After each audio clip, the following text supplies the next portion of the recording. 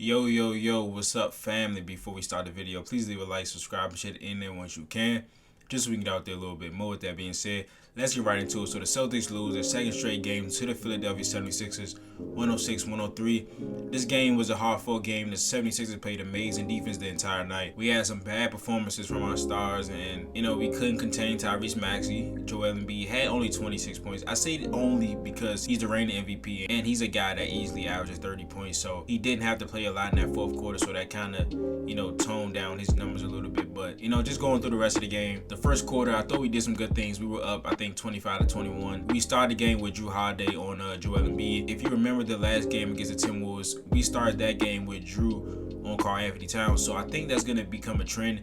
If Joe is comfortable with putting Drew on Joel Embiid, he's going to be comfortable with putting Drew on any post-up big in his league. So I think that is a little chess piece that we could use when we go up against those post center type guys. Early in the first quarter, Embiid got some easy buckets because Drew started reaching, Kristaps started reaching, but we started playing him solid. We forced him into a couple turnovers, couple missed shots. We got out and ran. Transition was really huge in the first quarter. We didn't really get out and run as much as I thought we should have for the rest of the game, but it was good to see early in the first quarter. And I think the first quarter set the tone for the whole game for Kristaps Porzingis. He, again, is a matchup nightmare for those rim-protecting type of centers. Embiid is a great defender, especially when he's at the rim. And there was a play in the first quarter where Porzingis caught the ball on the perimeter. He pumped fake the three, got right past Joel and drew a foul. Again, he can use that handle, he can use that pump fake and his gravity at the three-point line to get past those guys and either get fouled or finish at the rim. And he was our best player tonight on the offensive side of the ball. We just have to use him when he's hot. There's nights where Tatum's hot and every possession ran through him. He's our best player, of course. It should be that way. But I also think if Kristaps, if you can see that Kristaps is hot and we have an advantage there, we should keep feeding him. He ended with, I think, 26, but there were opportunities for him to have like 35. You know what I'm saying? So, and I think the Celtics, they really lost this game in the second quarter. It's tough to say, but in a 3-point game, and you lose the second quarter by 12 points, it just can't happen, especially with Joel Embiid off the floor. Last game against the Timberwolves, there was a stretch in that game in the third quarter where Anthony Edwards was not on the court. The Celtics had their starters in while he was out, and they did not take advantage. He came back in the game, and the T-Wolves had a lead. They started the quarter with Paul Reed in the game, no Embiid. The Celtics are supposed to be one attacking the rim, and they're supposed to gain a sizable lead with the other team's best player out. Tyrese Maxey is a great player, right? And he has improved drastically. But with majority of your starters in against a group of Maxey, Rocco, Batum, and Paul Reed, you need to gain some traction and gain some separation. So when Embiid comes in, he's pressing. And a really good sign in this game was Sam Hauser. I think he had 11 points. He was great defensively. He was in the mix on those rebounds, just tapping it out, making sure we got the ball. And it's good to see somebody off the bench start to be a little bit more consistent.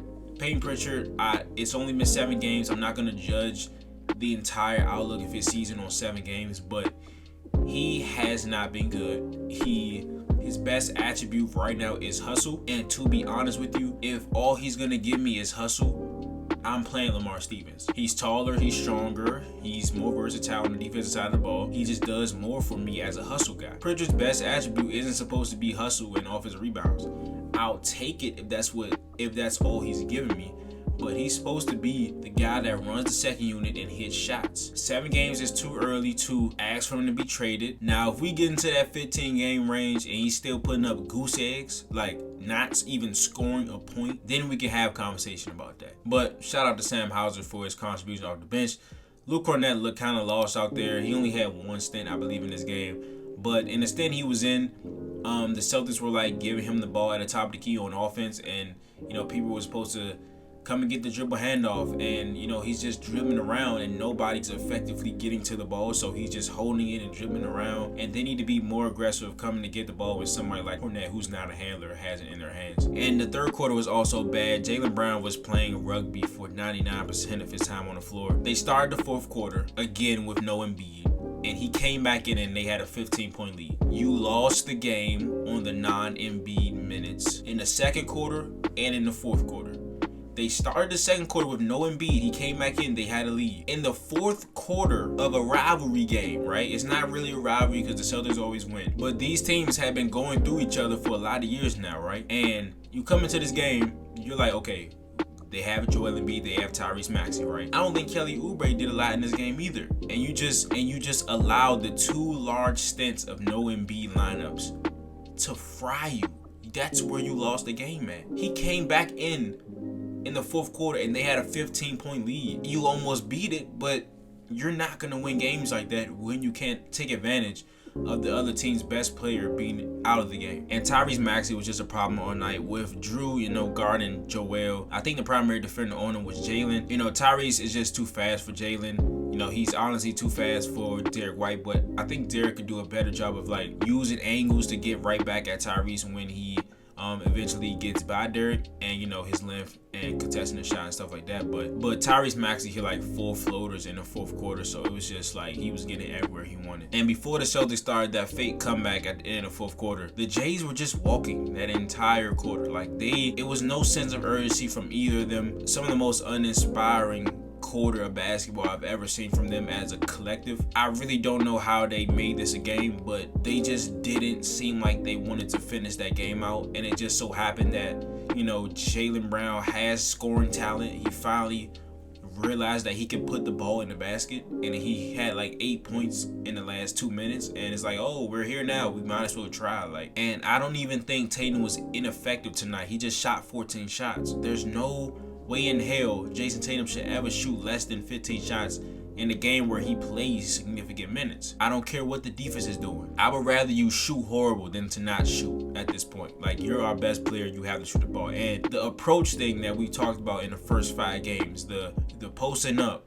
These last 2 games, the post touches have gone down, but the approach tonight was not particularly good. He got a lot of favorable switches on Embiid and Nick Batum, and I want to say every time he matched up with Nick Batum, he either passed it or he did a sidestep 3. And I respect Nick Batum, I really do, but he is just too slow-footed to guard Jason Tatum, and Jason Tatum didn't take advantage of the matchup. And I think if he would have done that, 76ers would have had to switch some things, and you don't know what could happen from there. But he just didn't do it.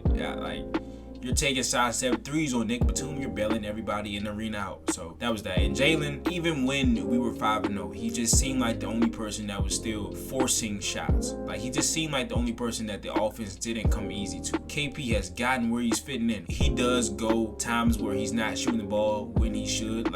He's not getting a lot of touches, but he's not taking the ball and doing all this extra shit. He's not doing that, right? Everything looks difficult for Jaylen Brown so far. And he's a difficult shot maker, so there's going to be nights like the Wizards game where he's hitting 8 threes and he has 36 points. But again, there's going to be nights where he's going to shoot 2 for 12. Out of nowhere, those shots are going to start falling again just because he's so talented. It's a roller coaster with this guy, right? And you just have to hope that on the nights where he's not totally in sync with the offense, on those nights, you have to hope that you have enough talent around to mask that, right? And I think you do have that on most nights. So depending on what you get from your bench, I think we still should be fine. And Kristaps Porzingis was amazing tonight. Again, I talked about it earlier. He's just a mismatch nightmare.